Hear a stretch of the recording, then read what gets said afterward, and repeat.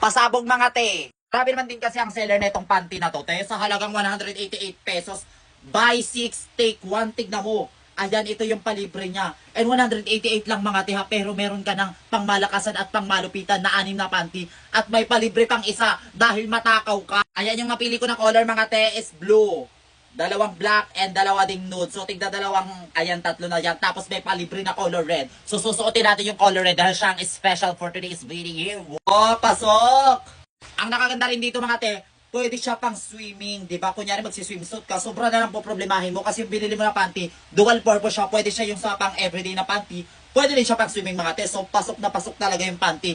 Kasi yung garter niya dito sa gilid mga te is gaganyan talaga, sasampak talaga rin sa mga gilid ng mga kasigit-singitan mo. Ayan mga te, uulitin ko, buy 6 take 1 siya. So bibilangin natin, 1, 2, 3, 4, 5, 6, 7 mga te. O diba, pasok. Parang nakakaloka dito mga ate ko sa halaga